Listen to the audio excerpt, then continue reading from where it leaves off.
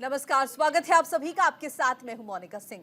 पंजाब में प्रॉपर्टी की समस्याओं को लेकर दूसरी बार पंजाब सरकार की तरफ से पंजाब के सभी जिलों में कैंप लगाया गया। बता दें कि इससे पहले 6 जनवरी को भी कैंप लगाया गया था। प्रॉपर्टी मामले में हो रही परेशानी के निपटारे के लिए विशेष कैंप लगाए जा रहे हैं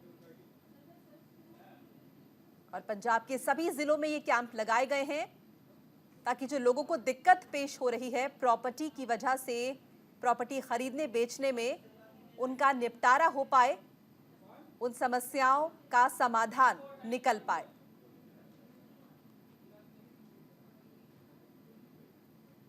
पंजाब के सभी तहसीलों और उप तहसीलों में विशेष शिविर का आयोजन किया जा रहा है। लंबे समय से लोगों की अपनी जमीनों के हस्तांतरण में आ रही समस्याओं के समाधान के लिए यह आयोजन किया जा रहा है। इसी बीच नवा शहर उपमंडल बलाचौर में शिविर आयोजित किया गया, जिसका संचालन पंजाब सरकार के राजस्व कैबिनेट मंत्री ब्रह्मशंकर जिम्पा ने किया। इस दौरान मीडिया से बात करते हुए उन्होंने कहा कि पंजाब में लोगों की भूमि के पंजीकरण को लेकर, एनओसी को लेकर आ रही समस्याओं का जल्द ही समाधान किया जाएगा।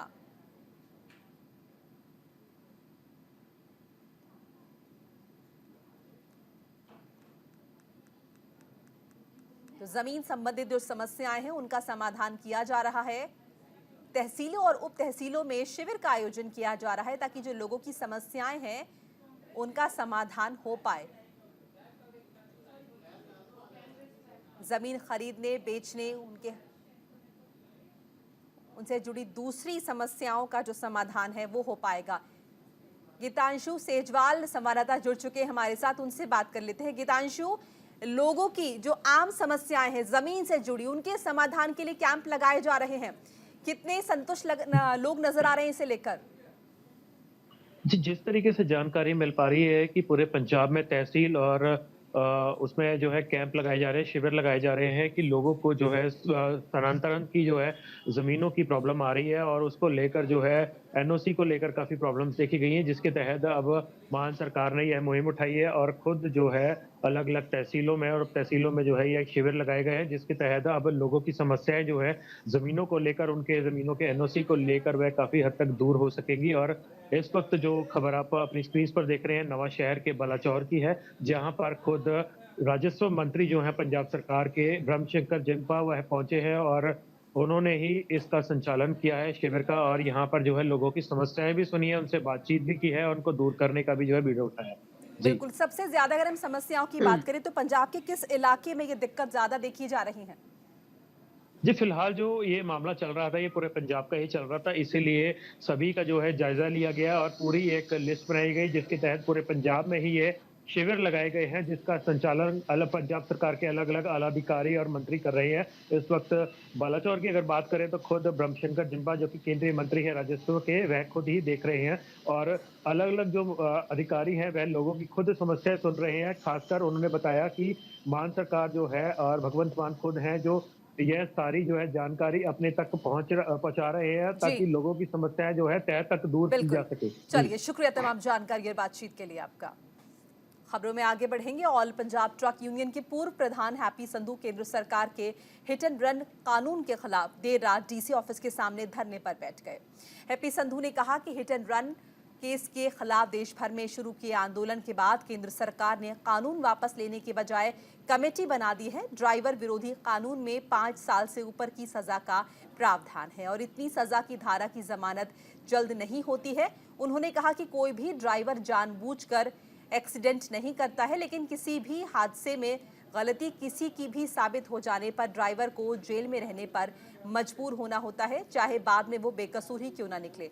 संधू ने कहा कि वो धरने पर बैठने का जो उनका फैसला है वो उनका अपना है। वहीं हैप्पी संधू के धरने पर बैठने का पता लगते ही उनके समर्थक मौके पर इकट्ठा होना शुरू हो गए।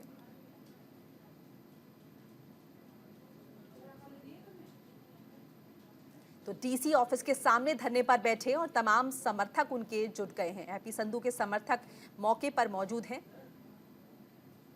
ट्रक यूनियन के पूर्व प्रधान और हिट एंड रन पर जो कानून है उसका ये विरोध कर रहे हैं।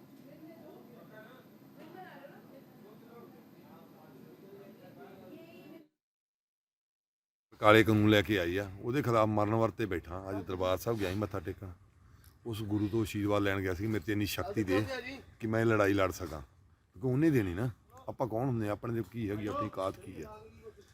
ਸਰਕਾਰ ਨਾਲ ਲੜਨਾ ਸੈਂਟਰ ਨਾਲ ਸੌਖਾ ਨਹੀਂ ਆ, ਇਹਨਾਂ ਨਾਲ ਲੜਨੀ, ਲੜਾਈ ਲੜਨੀ ਆ। ਉਸ ਗੁਰੂ ਮਹਾਰਾਜ ਦਾ ਆਸ਼ੀਰਵਾਦ ਲੈ ਕੇ ਆਇਆ, ਉੱਥੋਂ ਸਿੱਧਾ ਜਲ ਲੈ ਕੇ ਲੰਗਰ ਪਾਣੀ ਛਕ ਕੇ ਉਸ ਤੋਂ ਬਾਅਦ ਇਸ਼ਨਾਨ ਕੀਤਾ, ਉਸ ਤੋਂ ਬਾਅਦ ਪਾਣੀ ਦਾ ਸਲਮਨ ਕੀਤਾ, ਸੁਣਿਆ ਜੀ। ਉਸ ਤੋਂ ਬਾਅਦ और पठानकोट से हिमाचल की ओर जा रहा ट्रक नवा नंगल फ्लाईओवर पर पलट गया। इस ट्रक में कोल्ड ड्रिंक और पानी की बोतलें भरी थी। हादसे में किसी के हताहत होने की खबर नहीं है। चालक और परिचालक दोनों बाल बाल बच गए। हादसे के दौरान स्थानीय लोगों ने ट्रैफिक मोड़कर पीड़ितों की मदद की। ये ट्रक पठानकोट से हिमाचल की तरफ जा रहा था। तस्वीरें हम आपको दिखा रहे हैं। फ्लाईओवर पर ये ट्रक पलट गया। राहत की बात यह रही कि कोई हताहत नहीं हुआ है इस हादसे में।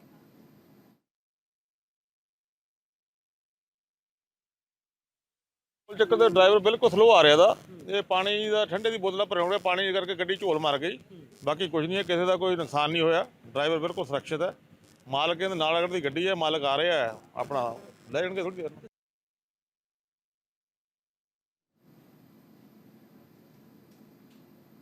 नवांशहर पुलिस ने नशा तस्करी और लूटपाट करने वाले अंतर्राज्यीय गिरोह के 11 सदस्यों को गिरफ्तार किया है।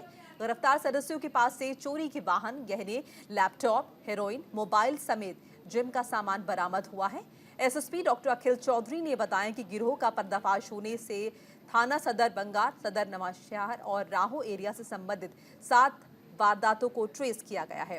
इन आरोपियों की बैकग्राउंड आपराधिक है और इनके खिलाफ पहले भी लूटपाट और एनडीपीएस के मामले दर्ज हैं।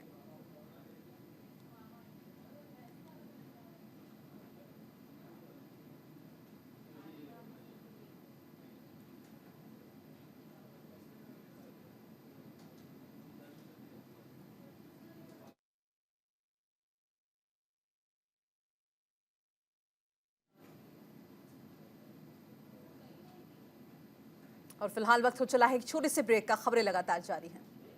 ब्रेक के बाद आप सभी का स्वागत है। हरियाणा के मुख्यमंत्री मनोहर लाल ने पंचकूला सेक्टर 5 यवनिका टाउन पार्क में पुस्तक मेले का उद्घाटन किया।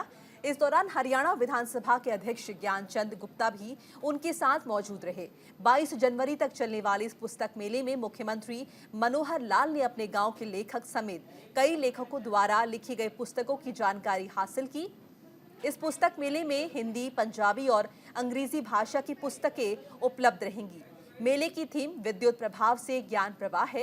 मुख्यमंत्री मनोहर लाल ने लोगों से कहा कि पुस्तकों को पढ़ने का अभ्यास करना चाहिए। प्रधानमंत्री ने भी बुके नहीं बुक दो का संदेश दिया है। आगे कहा कि अधिकारियों को भी राग दरबारी पढ़नी चाहिए। बुक से व्यवस्था को ठीक करने का संदेश मिलता है। पुस्तकें ज्ञान का वाहक होती हैं। जिस भाषा की समझ हो उसी में किताब पढ़नी चाहिए। ये तमाम बातें सीएम मनोहर लाल जो है कहते हुए नजर आए। तो 15 से 22 जनवरी तक ये पुस्तक मेला चलेगा।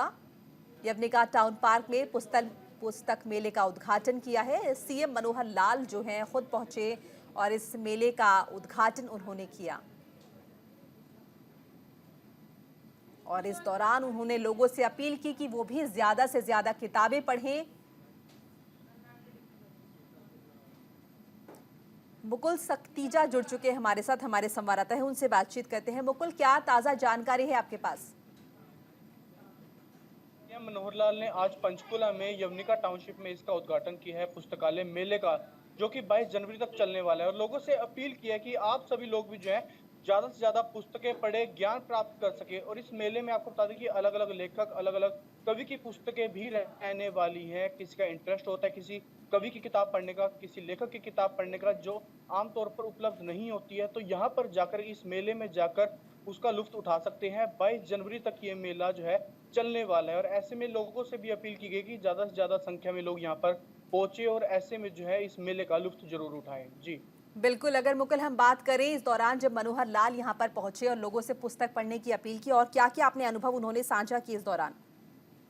बिल्कुल देखिए, उन्होंने एक बात कही कि प्रधानमंत्री जी नरेंद्र मोदी वो भी कहते हैं कि लोग जब आप लोगों से मिलते हैं तो उन्हें बुके नहीं बुक्स दीजिए। यानी कि आपको बता दें कि आप जब लोगों से मिलते हैं तो उन्हें पुस्तक दीजिए ताकि लोग जो है ज़्यादा से ज़्यादा जानकारी प्राप्त कर सके। लोगों का इंटरेस्ट जो है वो आजकल देखा जाता है कि इधर-उधर हो जाता है, किसी का मोबाइल में, किसी का कहीं। तो अगर आप पुस्तक पढ़ेंगे तो उससे ज़्यादा से ज़्यादा ज्ञान प्राप्त होगा।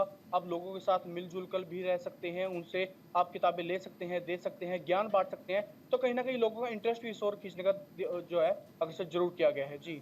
बिल्कुल 22 तारीख तक ये पुस्तक मेला जो है वो चलने वाला है, तो क्या कुछ और बड़े नेताओं के यहाँ पर आने की उम्मीद है?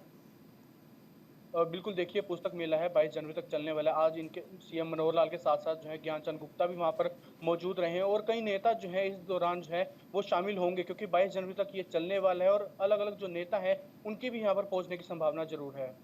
चलिए, शुक्रिया मुकुल तमाम जानकारी और बातचीत के लिए।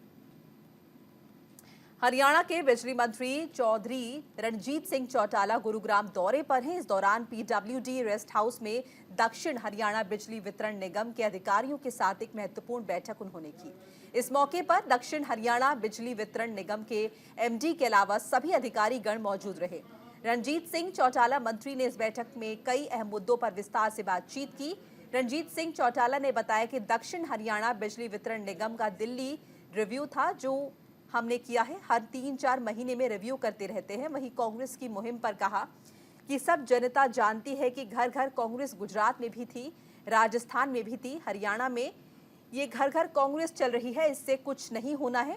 सब जगह कांग्रेस के दरवाजे बंद हैं। आने वाले वक्त में बहुमत के साथ प्रदेश में बीजेपी की ही सरकार बनेगी।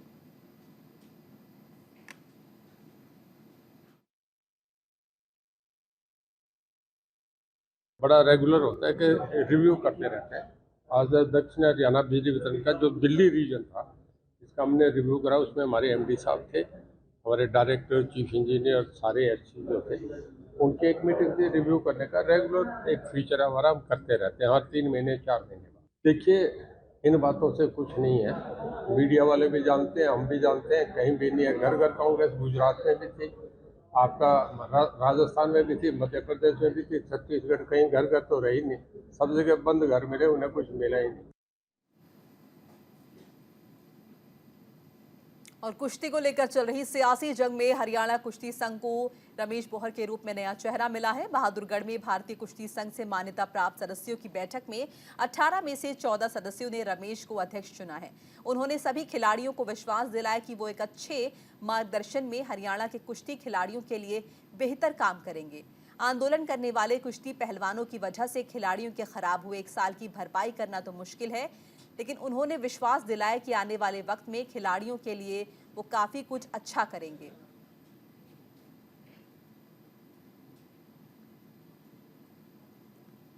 तो रमेश बोहर को नया अध्यक्ष चुन लिया गया है और उन्होंने कहा कि खिलाड़ियों का जो 1 साल खराब हुआ है उसकी भरपाई करना तो मुश्किल है, लेकिन हरियाणा कुश्ती संघ को फिलहाल एक नया अध्यक्ष मिल गया है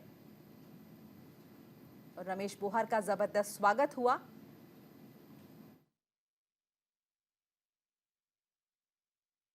कुश्ती संघ का चुनाव था जिसमें कि 18 वोट थी। 18 वोट में से रोहतास नंदल जी को आज अध्यक्ष पद से हटाकर और मेरे को नियुक्त कर दिया गया है। और आगे कुश्ती का जो कार्यकाल कामकाज है वो अभी हमारी टीम देखी।